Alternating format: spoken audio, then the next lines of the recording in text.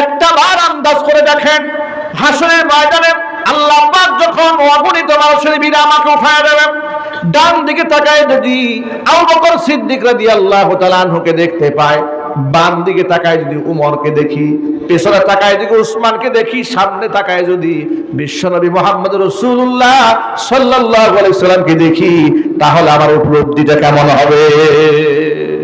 কোন বেনামাজির কাছে মেয়ে বিবাহ দেবেন না, কোন বেনামাজির সাথে মেয়ে বিবাহ দেওয়ার সম্পর্ক করবেন না, ছেলেকেও বিবাহ করাবেন না কোন বেনামাজি মেয়েকে দিয়ে। প্রিয় ভাইরা, এক বাক্যে জবাব দিয়ে বলুন তো, হেদায়েত দেওয়ার মালিক কে? পৃথিবীর কোন মানুষের হাতে হেদায়েতের মালিকানা আছে?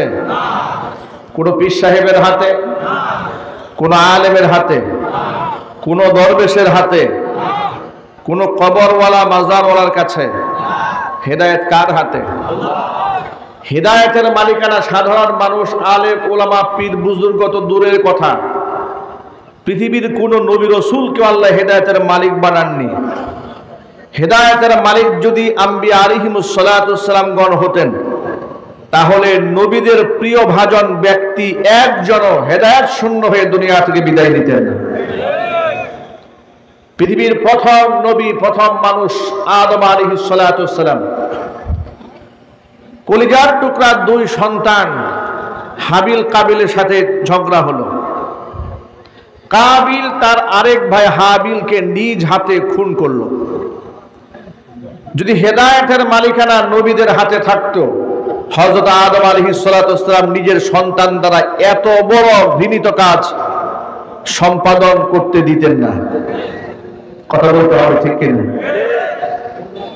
আদমে সানি বলা হয় নবী নূহ আলাইহিস সালাতু ওয়াস সালামকে। পৃথিবীতে যিনি সর্বাধিক হায়াত পেয়েছিলেন 950 বছর। ওয়ালাকাদ আরসালনা নূহান ইলা কওমিহি ফালাবিথা ফীহিম আলফা সানাতিন ইল্লা 50 আমা। কোরআনে কারীমের ভাষায় আমি নবী নূহকে তার কওমের কাছে পাঠিয়েছিলাম। 1 বছর 2 বছর নয়, 9.5 বছর পর্যন্ত সে অবস্থান করেছে। হেদায়েতের মালিক যদি তিনি হতেন, নিজের ছেলে কেনান, আল্লাহর গজব যখন শুরু হয়েছে, প্লাবন হয়ে গোটা জাতি যখন ধ্বংস হয়ে যাবে আল্লাহর গজবে, কলেজার টুকরা সন্তান কেনানকে নবী নূহ ডেকে বলেছিলেন, ইয়া বুনাইয়ার কাম মানা, হে ছেলে আমাদের সাথে নৌকায় ওঠো, ওয়ালা তাকুম মাল কাফিরিন, তুমি কাফেরদের সাথে থেকো না। ছেলে বলেছিল, সাফি ইলা জাবালি ইয়াসিমুনি মিনাল মা, আমি পাহাড়ের চূড়ায় গিয়ে আশ্রয় গ্রহণ করব, আমাকে পানি এখানে স্পর্শ করতে পারবে না, এই পাহাড় আমাকে রক্ষা করবে। এক বাক্যে জবাব দিয়ে বলেন তো, পাহাড় রক্ষা করতে পারবে? রক্ষা করার মালিক কে? কোরআন মাজিদের মধ্যে আল্লাহ পাক বলেন, পিতা পুত্রের মধ্যে কথোপকথন চলছে, ঠিক এই মুহূর্তে وحال بينهما الموج فكان من المغرقين।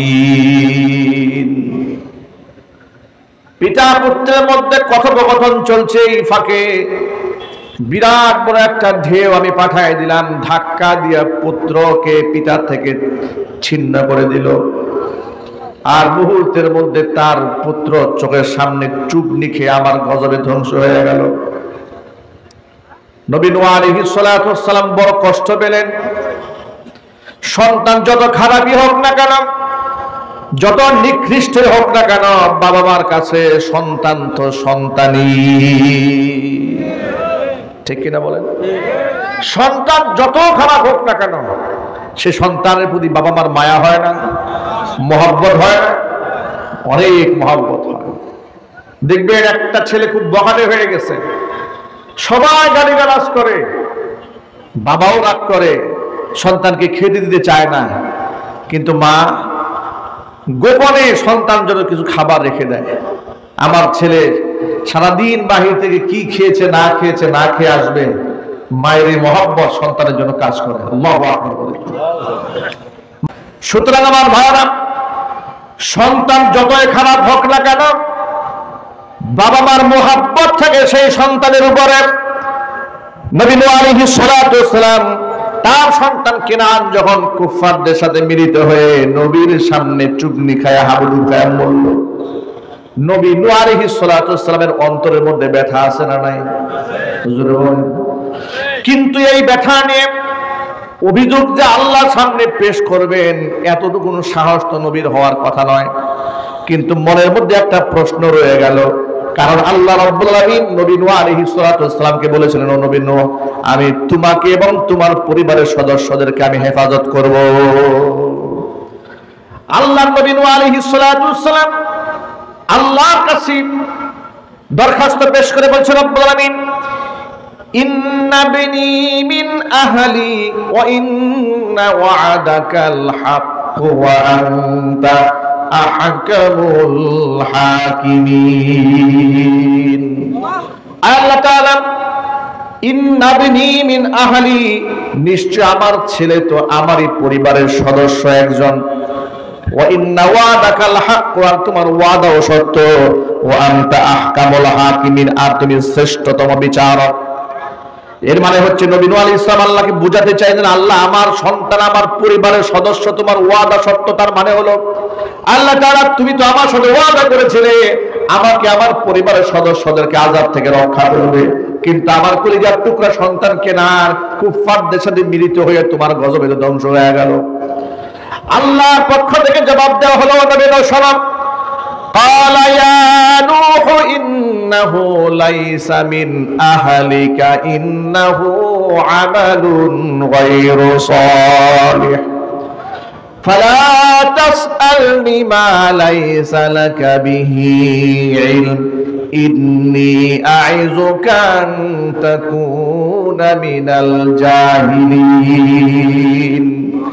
আল্লাহ নবী নূহ তাকে আল্লাহ পাক ডাক দেন, আমার নবী নূহ সালাম, ইয়া নূহ ইন্নাহু লাইসা মিন আহলিকা, তুমি তো কেনানকে তোমার সন্তান কি তোমার পরিবারের সদস্য বলে দাবি করেছো, আমি আল্লাহ বলে দিলাম কেনানকে তুমি জন্ম দিয়েছো, সেই সূত্রে তুমি বাবা হলেও তার আমল খারাপ হওয়ার কারণে সে নবী পরিবারের সদস্য পদ হারিয়ে ফেলেছে।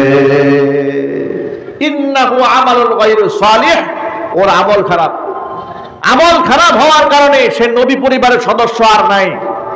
সুতরাং এখান থেকে বিরাট একটা সবক হচ্ছে, মুসলমানের ঘরে আমার জন্ম হয়েছে, সেই সূত্রে জানাজা হবে আর আমি সেল চালাইয়া বেহেশতে যাব, এত সহজ নয়। মুসলমানের ঘরে জন্ম হলেই মুসলমান হওয়া যায় না। বাবা হাজী সাহেব, মা হাজী সাহেবা, বাপ দাদার পূর্বপুরুষ আলেম ছিলেন, বুজুর্গ ছিলেন, একেবারে বড় ইমাম ছিলেন, ওই সমস্ত দুহাই দিয়ে নিজেকে আল্লাহর সামনে ইমামদার প্রমাণও করা যায় না। নিজেকে ইমামদার প্রমাণ করতে হলে নিজেকে আমল করে দেখাতে হবে। কথা একটু জোরে বলতে হবে, ঠিক কিনা বলেন? সূরা হুদ থেকে আপনাদেরকে যে অংশ আমি শোনাচ্ছি, আল্লাহ পাক নবী নূহ আলাইহিস সালাতু ওয়াস সালামকে স্পষ্ট জানাই দিল, আমার নবী শোনো, তোমার সন্তান তুমি নিজে জন্ম দিয়েছো, তাই বলে তোমার পরিবারের সদস্য আর বাকি নাই। ইন্নাহু আমালুন গায়রু সালিহ, কারণ তার আমল খারাপ। তার কি খারাপ? আমল খারাপ। সুতরাং নিজের আমল যদি ভালো না হয়, বাপ মার আমল দেখে আল্লাহ পাক বিচার করবেন না, কবরেও বিচার হবে না, হাসরে বিচার হবে না, মিজান পুলসিরাতেও বিচার হবে না। নিজেকে ভালো আমল করতে হবে, পারবো না ইনশাআল্লাহ? আচ্ছা, আপনাদেরকে ছোট্ট একটা কথা বলি, মনে আঘাত দিয়েন না। আমাদের দেশের চরম বাস্তবতা হলো, লোকেরা নিজেরা নামাজ না পড়েও জান্নাতে যেতে চায়। কথা বলে না কেন? নামাজ না পড়েও চায় তার জানাজার নামাজ সবচেয়ে বড় হোক। নামাজ পড়ে নাই বাবা, সন্তানরা চায় আমার বাবার জানাজার মধ্যে লক্ষ লক্ষ মানুষ হোক। আমার বাবার জানাজার জন্য নামাজ পূর্বে লাশটা সামনে রেখে যেন হাফেজ সাহেবরা চতুর্পাশ থেকে জুলে জুলে আল্লাহ পাকের কোরআন পড়ে। আচ্ছা, আপনারা বলেন, যেই লোকটা সারাটা বছর নামাজ পড়ে নাই, রোজা রাখে নাই, হজ করে নাই, যাকাত দেয় নাই, বড় লোক ছিল, শিল্পপতি ছিল, বেনামাজি, লোকটা মারা গেল, মাদ্রাসার ইতিমখানা থেকে 10 জন হাফেজ সাহেব নিয়ে আসছে, চতুর্পাশে বসে বসে কোরআন শরীফ তারা ঝুলে ঝুলে তেলাওয়াত করছে, মরা মানুষটাকে শোনাচ্ছে। শুধু কি তাই, জিন্দা থাকা অবস্থায় জীবনের কোরআন শুনে নাই, মরার পরে শোনানো হচ্ছে। জীবনে কালিমায়ে শাহাদা জবান দিয়ে উচ্চারণ করে নাই, বরং হুজুরদেরকে দেখলেই বলছে মৌলবাদ। কথা একটা আওয়াজে বলতে হবে, ঠিক কিনা বলেন? আলেমদেরকে দেখেই বলেছে জঙ্গিবাদ। দাড়ি টুপি সহ্য হয় না এমন মুসলমান আছে, মনে আঘাত দিবেন না, সত্য কথা বলি, এমন মুসলমান বাংলাদেশে আছে যার কাছে দাড়ি অ্যালার্জির কারণ। আলেমের নাম সহ্য হয় না। প্রিয় যুবক ভাইরা আমার, মূল কথায় ফিরে আসি। আলেম ওলামাদেরকে মহব্বত করেন, ভালোবাসেন, তাদেরকে শত্রু মনে করবেন না, বন্ধু ভাবেন। তার কারণ নবী করিম সাল্লাল্লাহু আলাইহি ওয়াসাল্লাম বলেছেন, আলেমদের অনেক শান, অনেক মান। তোমরা শোনো, কোন আলিমান যদি সম্ভব হয় নিজে আলেম হয়ে যাও, যদি না পারো আও মুতাআল্লিমান, আলেমের ছাত্র হও, পারো নাই আলেমের ছাত্র হটাও, মুহিব্বান মুস্তামিআন, আলেমের কথাকে গভীর মনোযোগ সহকারে শোনো, আও মুহিব্বান, অথবা আলেমকে মহব্বত করো।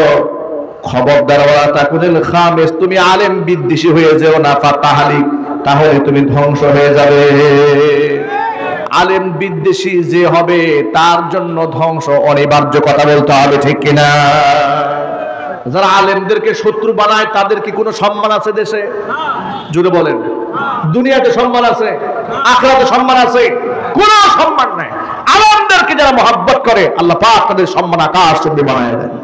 ওই যে জামালপুর সরিষাবাড়ির এক কুখ্যাত নেতা এরকম বৃদ্ধাঙ্গুলি দেখায় আলেমদেরকে বলেছিল, আলেমদেরকে গুনার টাইম নাই। নামটা বললাম না কে বলেছিল, জ্ঞানীরা বুঝে নেবেন। টাইম নাই, টাইম নাই বলেছে। এরপরে জাতির এক শ্রেষ্ঠ সন্তান, দেশের বিখ্যাত একজন আলেমকে লম্পট শব্দে আখ্যায়িত করে গালি দিয়েছিল, নাউজুবিল্লাহ। মাত্র এক সপ্তাহের ব্যবধানে আল্লাহ পাক তার 5 মিনিটের একটা কল রেকর্ড ফাঁস করে দিয়ে গোটা জাতির কাছে আল্লাহ মেসেজ পৌঁছে দিয়েছে, আলেম লম্পট নয়, আলেমকে লম্পট বলে যে গালি দিয়েছে ওই জাতীয় লম্পট। সুতরাং আলেম বিদ্বেষী মনোভাব অন্তরের মধ্যে রাখা যাবে না। আলেমদেরকে মোহাব্বত করবেন, কারণ ওলামারা নবীগণের ওয়ারিস। ওলামারা কাদের ওয়ারিস? যদি বলেন নবীগণের ওয়ারিস। ইন্নামাল উলামাউ ওয়ারাসাতুল আম্বিয়া। সুতরাং আলেমদেরকে দিল থেকে মোহাব্বত করবেন তো ইনশাআল্লাহ? বলেন ইনশাআল্লাহ। যে কথা বলতে চেয়েছিলাম, সারা জীবন বড় আলেমদের সমালোচনা করেছে, কালিমায়ে শাহাদা জীবনে উচ্চারণ করে নাই। মরে যাওয়ার পরে তার লাশের উপরে বড় একটা চাদর দিয়ে আপনি ঢেকে দিয়েছেন, যে চাদরের মধ্যে লেখা আছে আশহাদু আল্লা ইলাহা ইল্লাল্লাহ ওয়াহদাহু লা শারীকা লাহু ওয়া আশহাদু আন্না মুহাম্মাদান আবদুহু ওয়া রাসূলুহু। এক বাক্যে জবাব দিয়ে বলেন, জিন্দা অবস্থায় কালিমা শাহাদা পড়ে নাই, মরার পরে বুকের উপরে শাহাদা মার্কা এই গিলাফ দিয়ে দিলে কোনো ফায়দা হবে? কোনো লাভ হবে না, কোনো লাভ হবে না। যা করার জিন্দা অবস্থায় করতে হবে। কোরআনকে জিন্দা অবস্থায় মহব্বত করেন, আলেম ওলামাদেরকে জিন্দা অবস্থায় মহব্বত করেন। দেখেন, আপনারা যারা মনে করেন যে আলেম ওলামাদেরকে শত্রু বানাইয়া দুনিয়া থেকে বিদায় হলে আপনি সম্মান পাবেন, এই পৃথিবীতে ইতিহাস বলে আলেমদেরকে যারা শত্রু বানিয়েছে মরার আগের জুতা পিঠা তারা সবগুলাই খেয়েছে। তাদের জানাজা হয়েছে এতিমের মতো, ভিক্ষুকের মতো। আর হক্কানি আলেম ওলামা যাদের সমালোচনা করা হয়েছে দুনিয়া থেকে তারা চলে গেছে, তাদের জানাজা হয়েছে রাজা বাদশার মতো। যুবক ভাইরা, আলেমদেরকে বন্ধু বানাতে পারবে না ইনশাআল্লাহ? কারা কারা হাত দেখি। হক্কানি আলেম ওলামাদেরকে বন্ধু বানাবেন, আল্লাহ তুমি কবুল করে নাও। জোরে কোন আমিন। একটা মূল নীতি মনে রাখবেন, যার সাথে যার মহব্বত তার সাথেই তার কিয়ামত। দুনিয়াতে আপনি যাকে বন্ধু বানাবেন, দুনিয়াতে আপনি যার সাথে উঠা বসা করবেন, পরকালে আপনি তার সাথী হয়ে থাকবেন। আনাস ইবনে মালিক রাদিয়াল্লাহু তাআলা আনহু, রাসূলের বিখ্যাত একজন সাহাবী, হুজুরের খাদেম, আল্লাহ নবী সাল্লাল্লাহু আলাইহি ওয়াসাল্লামের 10টা বছর তিনি খেদমত করেছেন মদিনাতুল মুনাওয়ারায়। এই হযরত আনাস বলেন, হাদিসটা বুখারীতে এসেছে, আনাস ইবনে মালিক রাদিয়াল্লাহু তাআলা আনহু আন্নাহু قال خرجنا مع النبي صلى الله عليه وسلم من المسجد النبوي। আমি আমার নবীজির সাথে মসজিদে নববী থেকে একসাথে নামাজ পড়ে বের হলাম। ফাজা রাজুলুন, এমন সময় একজন ব্যক্তি এলো, এসে হুজুরকে প্রশ্ন করে বলছেন, মাতা তাকুমুস সাআ ইয়া রাসূলুল্লাহ, ও আল্লাহর নবী কিয়ামত কবে কায়েম হবে? ফাসাকাতা, হুজুর চুপ হয়ে গেল, কোনো জবাব দিলেন না। আপনারা বলেন তো কিয়ামতের জ্ঞান একমাত্র কার কাছে আছে? আল্লাহ। এই অপারেটর ভাই একটু স্টেজ আওয়াজ দাও। কিয়ামতের জ্ঞান একমাত্র কার কাছে আছে? পৃথিবীর কোন মানুষের কাছে কিয়ামতের জ্ঞান আছে? না, নাই। কিয়ামত কত তারিখে হবে তার সুনির্ধারিত তারিখ একমাত্র কার কাছে? ইন্নাল্লাহা ইনদাহু ইলমুস সাআহ, নিশ্চয় আমি আল্লাহর কাছে রয়েছে কিয়ামতের জ্ঞান। আমি আল্লাহ ছাড়া কিয়ামত সম্পর্কে কেউ জানে না। তো সাহাবী যখন রাসূলকে প্রশ্ন করেছে, হে রাসূল কিয়ামত কবে কায়েম হবে? ফাসাকাতা, রাসূল চুপ হয়ে গেলেন। আবার জিজ্ঞেস করলেন, নবীজি বললেন না আপনি কিয়ামত কবে কায়েম হবে? ফাসাকাতা, নবীজি সাল্লাল্লাহু আলাইহি ওয়াসাল্লাম দ্বিতীয়বার চুপ হয়ে গেলেন। তৃতীয়বার তিনি আবার একই প্রশ্ন করার পরে নবীজি সাল্লাল্লাহু আলাইহি ওয়াসাল্লাম বলেন, সাহাবীরে বারবার তুমি জানতে চাও কিয়ামত কবে কায়েম হবে, কিয়ামত কবে কায়েম হবে, ফামা আ'দাত লাহা, ওই কিয়ামতের মাঠ তো বড় ভয়াবহ মাঠ, যে মাঠে মা তার সন্তানের পরিচয় দিবে না, বন্ধু বন্ধুর পরিচয় দিবে না, স্বামী স্ত্রীর পরিচয় দিবে না, স্ত্রী স্বামীর পরিচয় দিবে না।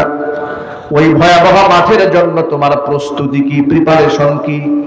সাহাবী বলে, ইয়া রাসূলুল্লাহ, কিয়ামতের জন্য অনেক নামাজ, অনেক রোজা, হজ, যাকাত জমা করতে পারি নাই, তবে আমি দিল থেকে আল্লাহ এবং তার রাসূলকে ভালোবাসি।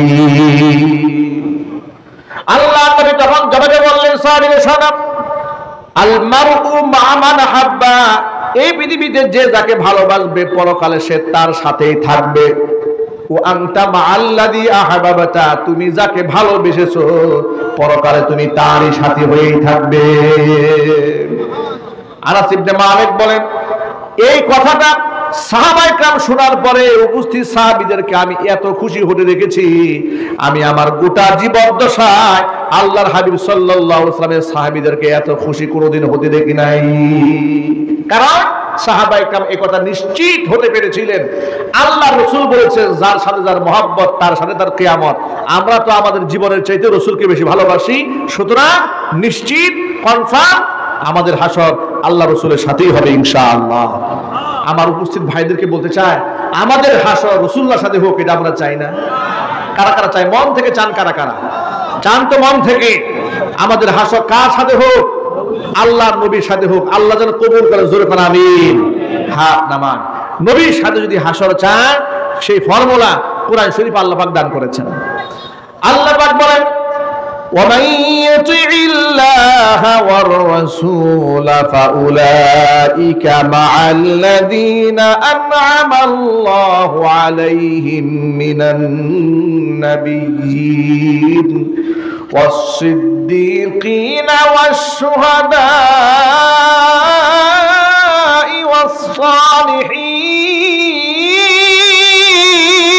والصالحين وحسن أولئك رفيقا। আমি আল্লাহ এবং আমার রাসূলের আনুগত্য যারা করবে, আমি আল্লাহ এবং আমার রাসূলের আনুগত্য যারা করবে, আদেশ নিষেধ যারা মান্য করে দুনিয়াতে চলবে, ফাউলাইকা এরা থাকবে মাআল্লাযিনা তাদের সাথে, আনআমাল্লাহু আলাইহিম যাদের উপর আমি আল্লাহ পাক নিয়ামত দান করেছি, মিনান নাবিয়্যিন ওয়াস সিদ্দিকিন ওয়াস শুহাদা ওয়াস সালিহিন, নবীগণ, সিদ্দিকগণ, শুহাদা এবং সালিহিন যাদের উপর আমি আল্লাহ নিয়ামত দান করেছি তাদের সাথেই তারা উঠবে কাল হাসরের ময়দানে। ওয়া হাসানা উলাইকা রাফিকা, বন্ধু হিসেবে তারা কতই না উত্তম।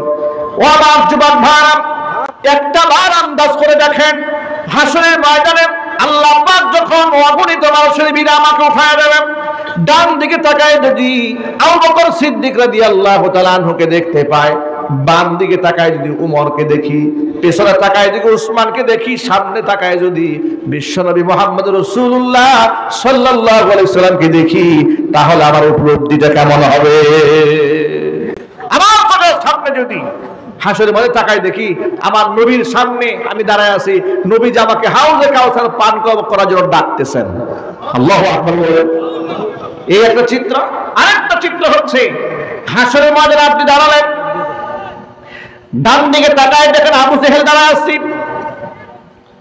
বাম দিকে তাকায় দেখলেন ফিরআউন দাঁড়ায় আছে, পিছনে নমরুদ দাঁড়ায় আছে, সামনে কারুন দাঁড়ায় আছে, সাদ্দাদ দাঁড়ায় আছে, উতবা সাইবা দাঁড়ায় আছে।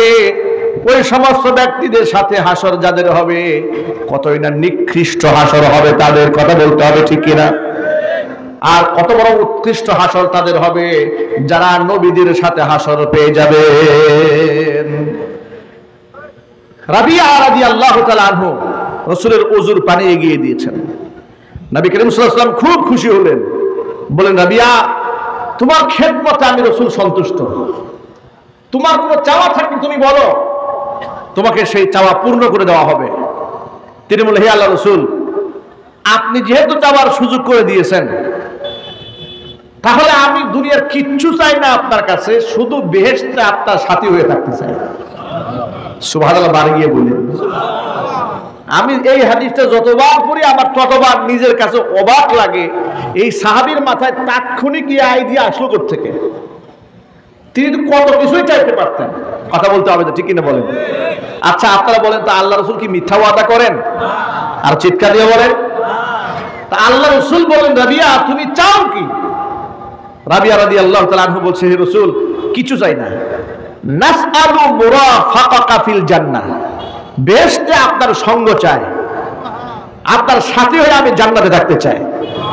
এই কথা শোনা মাত্র নবী করিম সাল্লাল্লাহু আলাইহি সাল্লাম বললেন, সাহাবীরা শোনো, ও রাবিয়া শোনো, জান্নাতে যদি আমার সাথী হয়ে থাকতে চাও, বিনা কন্ডিশনে তোমাকে আমি সাথী বানায় রাখতে পারবো না। ফাআইন্নি আলা যালিকা বিকাসরাতিস সুজুদ, বেশি বেশি নামাজ পড়ে এই কাজে আমাকে সহযোগিতা করতে হবে, যাতে করে কিয়ামতের দিন তোমাকে আমি সাথী বানায়া জান্নাতে যেতে পারি। বেশি বেশি নামাজ পড়ে এই ব্যাপারে আমাকে সহযোগিতা করতে হবে, নামাজ না পড়লে আমি মুহাম্মদ সাল্লাল্লাহু আলাইহি ওয়াসাল্লাম তোমাকে জান্নাতে নিয়ে যেতে পারবো না। কথা একদম পরিষ্কার আয়নার মতো স্বচ্ছ। বেনামাজির জন্য জাহান্নাম, বেনামাজি জান্নাতে যেতে পারবে না। সুতরাং এখানে যত ভাইরা আছেন, নামাজ যদি না থাকে দিনে নিজের কাছে, যদি নিজের কাছে নামাজ মতো রত্ন না থাকে, তাহলে আমি জিহাদ চাই, ইসলাম চাই, কিয়ামত পর্যন্ত চিৎকার করবেন, মৃত্যু পর্যন্ত, ওই চিৎকারের কোনো ফায়দা হবে না, কোনো লাভ হবে না। আগে নিজের মধ্যে ইসলামের দরকার আছে না নাই? কিছু লোক তো এমন আছে শহীদ হয়ে যাবে, শুধু নামাজটা বলবে না, কথা বলে না। মানে পাটগ্রামে একটা এরকম লোক নাই, আছে না নাই সমাজে? কিছু লোক আছে সুবিধাবাদী, ভাই জিহাদ হবে, হুজুর আছে জিহাদে, জিজ্ঞেস করে ভাই ফজর নামাজ পড়ছেন? কয় পড়ি নাই। আসর পড়ছেন? না পড়ে নাই। মাগরিব? তাও পড়ে নাই। টাক নুন নিচে কাপড় পরে আছে, মুখে দাড়ি নাই, মাথা টুপি নাই, ঘরের বউর পর্দা নাই, সুদের ব্যবসা করে, ঘুষ খায়, মিথ্যা কথা বলে, সে করবে দিন কায়েম। আল্লাহর কি ঠেকা পড়ছে আপনার মতো পচা লোকদের দিন কায়েম করবে আল্লাহ তাআলা? কথা বলেন না, ঠিক কিনা বলেন? সুতরাং নিজেকে আগে কষ্টি পাথরে যাচাই করতে হবে, আমি কি সেই জিহাদের ময়দানে টিকে থাকতে পারবো কিনা।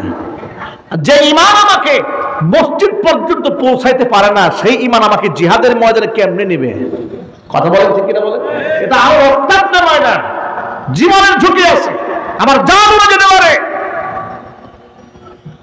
আমার যুবক ভাইদেরকে বলছি, যুবক ভাইরা আমার, আল্লাহ পাক যেহেতু ফর্মুলা দিয়েই দিয়েছেন, আল্লাহর হাবিবের সাথে যদি আমরা জান্নাত চাই, হাসর চাই, এক নাম্বার কাজ হচ্ছে আল্লাহ এবং তার রাসূলের আনুগত্য করে চলতে হবে।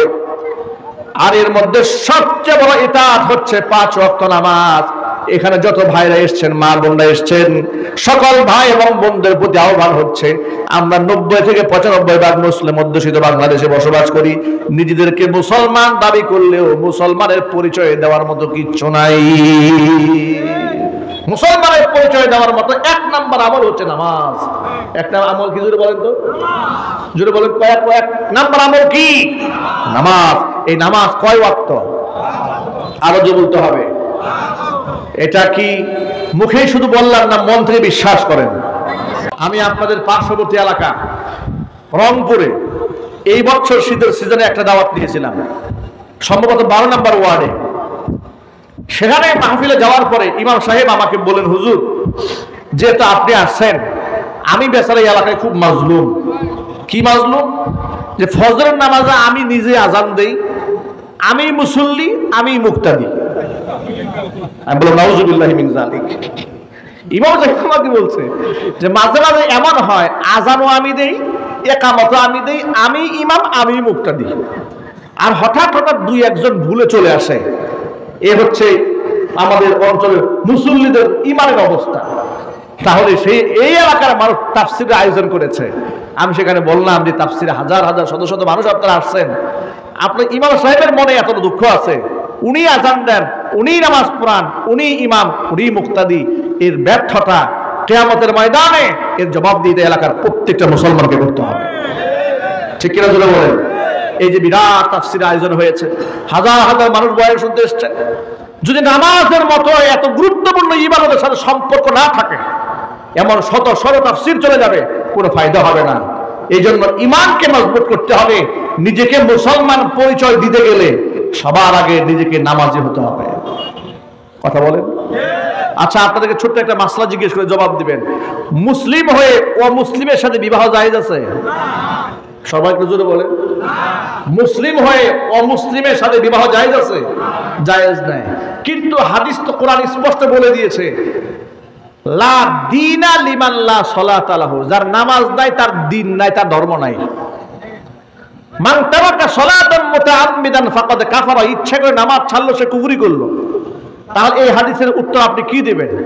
আপনি তো বললেন যে, আপনার স্পষ্ট কথা বললেন যে বিধর্মীর সাথে বিবাহ চলে না, আর আল্লাহ নবী বললেন যে নামাজ পড়ে না ও বিধর্মী। লা দীন, ওর কোনো ধর্মই নাই যার নামাজ নাই। তাহলে এখন বলেন যে লোকে নামাজ পড়ে না সে তার মধ্যে ধর্ম আছে? জোরে বলেন। যে ধর্ম নাই সে কি মুসলমান? তাহলে তাকে আপনি মুসলমান হিসেবে তার সাথে মেয়ে বিবাহ দিচ্ছেন, তার পরিবারের সাথে ছেলে বিবাহ করাচ্ছেন। ঠান্ডা মাথায় বুঝেন, সামাজিকতা আর লৌকিকতা কোনো লাভ নাই। কিছু আনুষ্ঠানিক জানাজার নামাজ আর বছর সাথে মিলাদ, দুরূদ শরীফ, আর এই যে মাঝে মাঝে হুজুরদেরকে দাওয়াত দিয়ে খাওয়াইলেই যদি মুসলমান হওয়া যাইতো, তাহলে সাহাবায়ে কেরাম জিহাদের ময়দানে দাঁড়ায় থেকে নামাজ পড়তেন না। কথা বলতে হবে, ঠিক কিনা বলেন? জিহাদের ময়দানে সাহাবায়ে কেরাম নামাজ ছাড়েন নাই। এর দ্বারা খুব স্পষ্ট প্রমাণিত, ইসলামের পরিচয় যদি বহন করতে হয়, মুসলমানিত্বের পরিচয় যদি বহন করতে হয়, নামাজি নিজেকে হতে হবে, আত্মীয়তা নামাজি দেখে দেখেই করতে হবে। এই কথাটা মনে থাকবে তো ইনশাআল্লাহ। কোন বেনামাজির কাছে মেয়ে বিবাহ দেবেন না, কোন বেনামাজির সাথে মেয়ে বিবাহ দেওয়ার সম্পর্ক করবেন না, ছেলেকেও বিবাহ করাবেন না কোন বেনামাজি মেয়েকে দিয়ে। এই কথাটা মনে থাকবে ইনশাআল্লাহ। আল্লাহ পাক যেন সকলকে কবুল করে, জোরে কোন আমিন। আমার প্রিয় যুবক ভাইরা, আল্লাহ নবীর সাথে যদি আমরা হাসর চাই, আল্লাহ পাক ফর্মুলা দিলেন, আল্লাহ এবং তার রাসূলের আনুগত্য করতে হবে, তাহলে নবীদের সাথে আল্লাহ হাসর দিয়ে দিবেন। যদি রাসূলের সাথে হাসর চাই, আল্লাহ এবং তার রাসূলের আনুগত্য করতে হবে। আল্লাহর আনুগত্যের এক নাম্বার প্রমাণ হচ্ছে আজকের পর থেকে এক ওয়াক্ত নামাজও কাজা হবে না। নবীজির আনুগত্যের বড় প্রমাণ হচ্ছে আমার আদর্শিকভাবে সর্বদিক থেকে আমি রাসূলের উম্মাহ, এটা প্রমাণ করতে হবে। আমি রাসূলকে ভালোবাসি, কিন্তু হুজুরের দাড়ি আমার ভালোবাসি না, এটা ভণ্ডামি ছাড়া আর কিছু হতে পারে না। আপনি যদি কাউকে ভালোবাসেন, তার সব আপনার কাছে ভালো লাগবে, ঠিক কিনা বলেন? তার হাসি, তার কান্না, তার উঠা, তার বসা, সব আপনার কাছে পছন্দ হবে যদি আপনি তাকে ভালোবেসে ফেলেন। দেখেন, পৃথিবীতে যখন বিশ্বকাপ টুর্নামেন্ট ফুটবল খেলা শুরু হয়ে যায়, তখন দেখবেন বিভিন্ন দলের ফ্যান ফলোয়ার যারা আছে, নিজের গায়ের মধ্যে তাদের জার্সি উঠায় নেয়। শুধুমাত্র পাটগ্রামে এরকম হয় না, নাকি গোটা বাংলাদেশে হয়? কেমন হয় শোনে, যারা আর্জেন্টিনার ফলোয়ার, আর্জেন্টিনার পতাকা বাড়ির ছাদে ঝুলাই দিছে, গাছের উপরে উঠিয়েছে, নিজের গায়ে আর্জেন্টিনার মেসির জার্সি পরে নিয়েছে। ব্রাজিলের সমর্থক যারা, হলুদ কালারের জার্সি তারা গায়ে উঠিয়ে দিয়েছে। আপনি কি একটু আন্দাজ করতে পেরেছেন যে আপনি দুনিয়ার একটা খেলোয়াড়ের ফ্যান ফলোয়ার হওয়ার কারণে নিজের সংস্কৃতি, নিজের শিক্ষা, নিজের দেশীয় কালচার সব বাদ দিয়ে আপনি ওই আর্জেন্টিনার পতাকা গায়ে জড়াইছেন? জার্সি আপনি গায়ের মধ্যে উঠিয়ে দিয়েছেন, আপনার লজ্জা হয় নাই কেন? আপনি রোনালদোকে ভালোবাসেন, মেসিকে মোহাব্বত করেন, আর আমি আল্লাহ নবী সাল্লাল্লাহু আলাইহি ওয়াসাল্লামকে ভালোবাসি বলে হুজুরের জার্সি আমার গায়ের মধ্যে আমি উঠাই নিয়েছি। কথা বলতে হবে, ঠিক কিনা বলেন? সুতরাং যারা আর্জেন্টিনার ফলোয়ার যারা এখানে আছেন তাদেরকে ছোট্ট একটা বার্তা দিয়ে দেই, ইসরায়েল ফিলিস্তিনের উপর হামলা করছে। ফিলিস্তিন স্বাধীন হওয়ার জন্য গোটা বিশ্বের মধ্যে পৃথিবীর সমস্ত রাষ্ট্রনায়কদের কাছ থেকে ভোট চাওয়া হয়েছে যে ফিলিস্তিন একটা স্বাধীন রাষ্ট্র হবে। এর পক্ষে আপনারা কারা কারা আছেন? আপনারা শুনে অবাক হয়ে যাবেন, আর্জেন্টিনা এই রাষ্ট্রটি ইসরায়েলের পক্ষে রায় দিয়েছে, ফিলিস্তিনের বিপক্ষে ভোট দিয়েছে। ঘৃণা সারা কোন নাউজুবিল্লাহ, জোরে বলে না নাউজুবিল্লাহ। আপনারা যারা মেসির ভক্ত আছেন একটু কি চিন্তা করেন না, সে ভালো খেলে, তার ধর্মটা কি? আপনি তার যে মোহাব্বত করে তার পোশাকটা গায়ে উঠিয়েছেন, খোঁজ খবর নিয়ে দেখেন লোকটা ইহুদি। যে ইহুদি আপনার মুসলমান কলিজার টুকরা ভাইকে, বোনকে, শিশুকে, বাচ্চাকে গুলি করে হত্যা করছে, ধর্ষণ করছে, মসজিদ আকসা মুসলমানদের কিবলাকে টুকরা টুকরা করে দিয়েছে, রক্তাক্ত করে দিয়েছে, নামাজরত মুসল্লিদেরকে ব্রাশ ফায়ার করে শহীদ করে দিয়েছে। আর তাদের জার্সি পরে আপনি ঘুরে বেড়াচ্ছেন। আপনি নিজের পরিচয় নিজে ভুলে গিয়েছেন, আপনি নিজের জাতি সত্তার সাথে আপনি প্রতারণা করছেন। চিল্লায় বলেন ঠিক কিনা? যুবকেরা, ইসলামের যারা ক্ষতি চায়, মুসলিমদের চির দুশ্মন যারা, তাদের সাথে আমাদের কোনো সম্পর্ক থাকতে পারে না। এ কথা কি যুবকদের মনে থাকবে? ইনশাআল্লাহ আমাদের সম্পর্ক থাকবে আল্লাহর সাথে, আল্লাহ রসুলের সাথে, হক্কানে আলেমদের সাথে, ইসলাম পন্থীদের সাথে। ইসলামের শত্রুদের সাথে আমাদের কোনো সম্পর্ক থাকবে না। আল্লাহ পাক যেন আমার যুবকদেরকে কথাগুলো বোঝার তৌফিক দান করেন। চিৎকার দিয়ে এখন আমিন। আমার ভাইরা, ছোট্ট করে একটা কথা বলে বক্তৃতা শেষ দিকে নিয়ে যাচ্ছি। হেদায়েতের মালিক যেহেতু আল্লাহ রাব্বুল আমিন, নবী রাসূলগণ হেদায়েতের মালিক ছিলেন না। হেদায়েতের মালিক যদি জাতির পিতা ইব্রাহিম আলাইহিস সালাতু ওয়াস সালাম হতেন, তাহলে তার কলিজার টুকরা পিতা আজর মুশরিক অবস্থায় দুনিয়া থেকে বিদায় নিতেন না। ইব্রাহিম আলাইহিস সালাতু ওয়াস সালামের সাথে কিয়ামতের মাঠে পিতা আজরের সাক্ষাৎ হবে। কার সাক্ষাৎ হবে? পিতা আজরের সাথে সাক্ষাৎ হবে নবী ইব্রাহিম আলাইহিস সালাতু ওয়াস সালামের। ইব্রাহিম আলাইহিস সালাম পিতা আজরের চেহারার দিকে তাকায় দেখবেন, ওয়া আলা ওয়াজহি আযারা কাতারাতুন ওয়া গাবারাতুন, আজরের চেহারার মধ্যে ধুলা পড়ে আছে, ময়লা পড়ে আছে। এই অবস্থা দেখে নবী ইব্রাহিম আলাইহিস সালাতু ওয়াস সালাম পিতা আজরকে ডেকে বলবেন, আলামা কুল্লাকা আলা তাসিনি, ও বাবা, আমি কি তোমাকে বলি নাই তুমি আমার কথার বাহিরে চলবে না?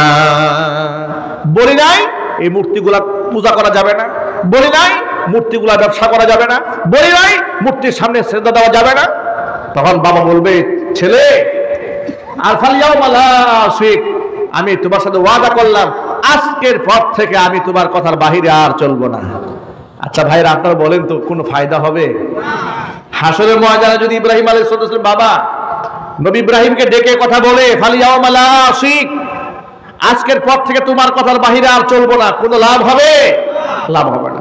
এরপরেও নবী ইব্রাহিম আলাইহিস সালাম আশান্বিত হয়ে আল্লাহর দরবারে হাত তুলবেন, আল্লাহকে ডেকে বলবেন, রব্বি ইন্নাকা ওয়া'আদতানি আল্লা তুখজিয়ানি ইয়াওমা ইউবাসুন, ওয়াল্লাহ তুমি তো আমার সাথে ওয়াদা করেছিলে পুনরুত্থান দিবসে আমাকে তুমি লাঞ্ছিত অপমানিত করবে না। এর চাইতে বড় লাঞ্ছনা, এর থেকে বড় অপমান আর কি হতে পারে? আমি ইব্রাহিম থাকবো জান্নাতে আর আমার বাবা থাকবে জাহান্নামে। এর থেকে বড় অপমান আমি ইব্রাহিমের জন্য আর কি হতে পারে? আল্লাহ পাক তখন বলবেন, আল্লাহর পক্ষ থেকে ঘোষণা আসবে, ইন্নাল্লাহা কাদ হাররামাল জান্নাতা আলাল কাফিরিন, কাফেরদের জন্য আল্লাহ রাব্বুল আলামিন তার জান্নাতকে হারাম করে দিয়েছেন। এতক্ষণ পর্যন্ত পিতার মহব্বতে যিনি অস্থির ছিলেন, হঠাৎ আল্লাহ পাক তাকে বলবেন, উনদুর ইলা বাইনা মা বাইনা রিজলাইক, ও ইব্রাহিম তুমি তোমার দুই পায়ের মাঝখানে একটু তাকাও। ইব্রাহিম আলাইহিস সালাতু ওয়াস সালাম দুই পায়ের মাঝখানে তাকায় দেখবেন, ফাইদা হুয়া বিযিখুন মুলতাতিখুন, তার পিতাকে আল্লাহ পাক নিকৃষ্ট একটা জানোয়ার বানায় তার পায়ের সামনে ফেলে দিয়েছে।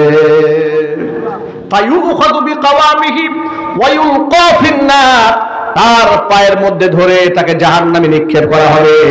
আমার যুবক ভাইরা, আমার পর্দার অন্তরের মা এবং বোনেরা, কথাটা খুব ভালো করে বুঝে নেন।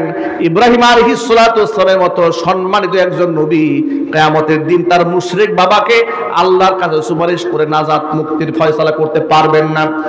নবী হয়ে যদি মুশরিকদের জন্য সুপারিশ করে মুক্তির ফয়সালা করতে না পারেন, পৃথিবীর কোনো পীরের বাবারও ক্ষমতা নাই তার মুরিদকে মুশরিক অবস্থায় জান্নাতে নিয়ে যাবে। ঠিক কিনা বলেন? আমাদের বার্তা বড় স্পষ্ট। ইব্রাহিম আলাইহিস সালাতু ওয়াস সালামের মতো ব্যক্তি যদি তার মুশরিক বাবার জন্য সুপারিশ করে আল্লাহর পক্ষ থেকে নাজাত মুক্তির ফয়সালা করতে না পারেন, সেখানে কোনো পীরের বাবারও ক্ষমতা নাই তার মুরিদ যদি মুশরিক হয় কিংবা নিজে যদি মুশরিক হয় আল্লাহর সামনে কোনো কথা উচ্চারণ করে। সুতরাং এক বাক্যে জবাব দিয়ে বলেন তো, হেদায়েত দেওয়ার মালিক কে? আর জোরে বলতে হবে, হেদায়েত দেওয়ার মালিক ইব্রাহিম আলাইহিস সালাতু ওয়াস সালাম হলে বাবা মুশরিক অবস্থায় মারা যেতেন না।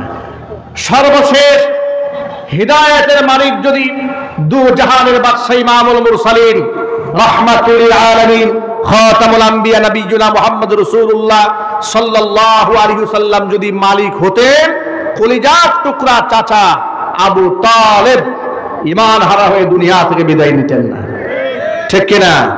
সুতরাং এর দ্বারা আমাদের বক্তব্য খুব স্পষ্ট, হিদায়াতের মালিক আল্লাহ, মাফ করার মালিক আল্লাহ, আমাকে রিজকে বরকত দেওয়ার মালিক আল্লাহ, আমাকে ফসলে বরকত দেওয়ার মালিক আল্লাহ, সন্তান দেওয়ার মালিক আল্লাহ, সন্তান নেওয়ার মালিক আল্লাহ, ইজ্জত দেওয়ার মালিককে, বেইজ্জত করার মালিককে, সব কিছুর মালিক যেহেতু আল্লাহ, সাহায্য চাইবো আল্লাহর কাছে। কথাটা মনে থাকবেন ইনশাআল্লাহ। আল্লাহ রাব্বুল আলামিন যেন আল্লাহর উপরে এতটুকু ঈমান এবং তাওয়াক্কুল আমাদের দান করে। জোরে বলেন আমিন।